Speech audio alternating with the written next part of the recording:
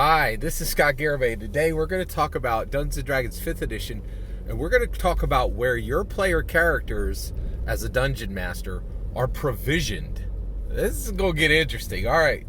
So basically you have player characters and they play adventures and they are provisioned with lots of things. They're provisioned with weapons, they're provisioned with armor, they're provisioned with potions, they're provisioned with magical items, and they're even provisioned with items that are none of the things we just talked about, but like they might say, I need 3 bags of flour. Why do you need 3 bags of flour? We need to find an invisible foe. Right? This is how we gonna do it. Right? Like there's just lots of different, or they might need oil because they're gonna set a bunch of fires, or they need all kinds of different things. And here's the thing. Unlike other purchasers in the city of Waterdeep, let's talk about Waterdeep because it's the core city of Dungeons and Dragons, right? So if your adventurers, you're the dungeon master. If your adventurers are looking for provisions in Waterdeep, how much it costs, what quality it's coming in, and what amounts they can buy, right? For them, these are not like, I'm going to go shopping. This is life or death. You don't get the right stuff, you die, right? Like, and if you don't get it in time or if you don't get it in the right amounts, you can die, right? Like they take on dragons, literally. You have to be provisioned correctly, right? So when you have a purchaser who has very immediate needs, right, and needs the right price point, the right quality point, and the right amount, right, where are they going to buy from? Well, before I read this fantastic article in the New York Times, I would have said, they're going to get it from, they're just going to go, hello, legal shopkeep, I would like these provisions, right? And then they just ask and they pay the money, right? Like if they have it, or maybe they go on credit, right? Like, because they're like, hey, we're heroes of the city. Can you spot us? We'll finish this out and we'll pay you with the gold we win from the quest, right? So that might be on point too. Like that might be part of the issues. Well, I just read this amazing article in the New York Times, and the New York Times said that California has a major problem, right, where they have brought in the 420 industry, and they did this equity owner item where they were saying, hey, are you an intersectionality? Are you the type of person who generally has not won in the economic industries of America? Do you have a special intersectionality? And you usually get cut out of the juice. You get cut out of the high profit industries. Well, California just went into this legal 420 market, and we're going to give a special deal to you. So you go ahead and get your loans, and we're going to put you at the front of the line to be a 420 supplier, right? And you know what happened to these intersectionalities that they brought in, that they were hoping to give an opportunity to? There was no opportunity. Many of them like came in, bounced out, or came in and was like, I worked all year and my profit was $50,000. I could have made more working for any bog standard insurance company at a cubicle job. Like this was not an opportunity, right? Now guess why California's legal 420 market has not been a boon to the people they were hoping to bless with these special, permits to have this type of business given to them and put them in front of the line. They were supposed to be put in front of the line for an opportunity, but there was no opportunity, right? And the reason why is California is just awful at running 420 businesses. And guess who's not? The black market, right? So the illegal black market for 420, you can get what you need at varied price points. You can get, according to the New York Times, you can get whatever amount you want, which are regulated under California's legal market, right?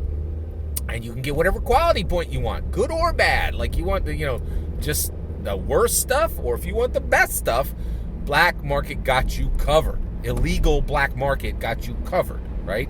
Legal market barely putting their shoes on at doing business, right?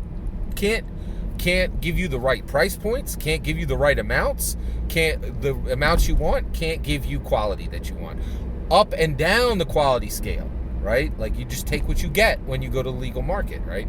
So what does this mean for us? Fascinating article. And for me, all this is completely abstract. I'm a teetotaler. I've literally I've never indulged in any recreational substance in any way.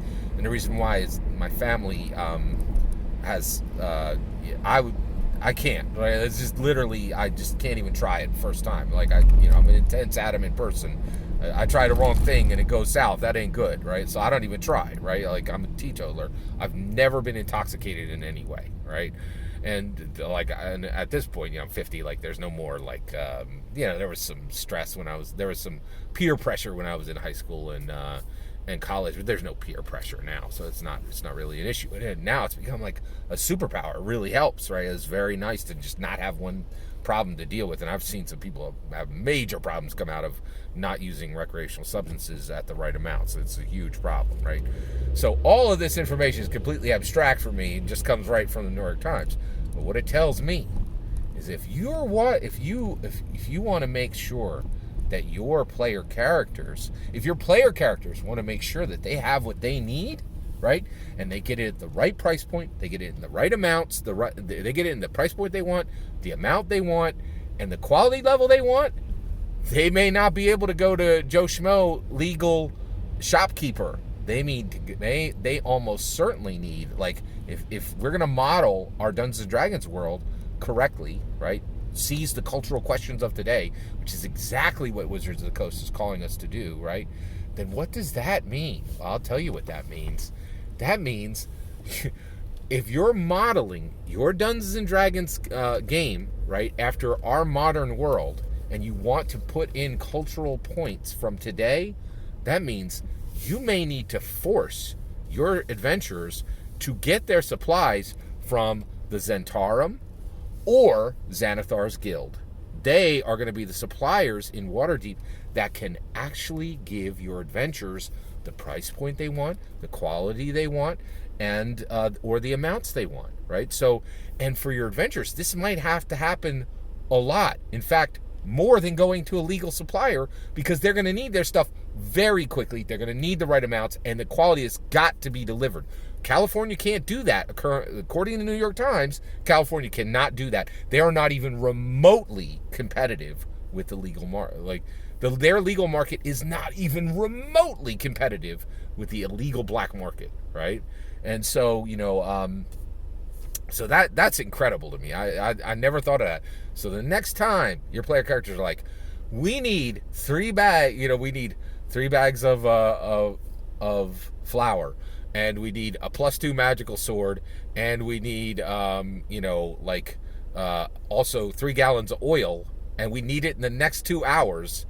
They're probably going to end up having to get that from Xanathar's Guild or Zentarum, because the legal shops either don't have what they need, they don't have them all in one place, they don't have it now, or they don't have it at the right price point, or it's not going to be the quality they need. So, if we're reflecting what's happening in our real world, right, if we're learning from California's shocking example, then we really need to start considering Xanathar's Guild and Zentarum are probably going to be the main suppliers in Waterdeep for our adventurers most of the time, if they want to buy the price point they want, if they want to get the amounts they want, or if they want to get the quality they want. Well, that's my opinion. What do you think? Let me know in the comments below. Please consider liking and subscribing, and have a wonderful millennium.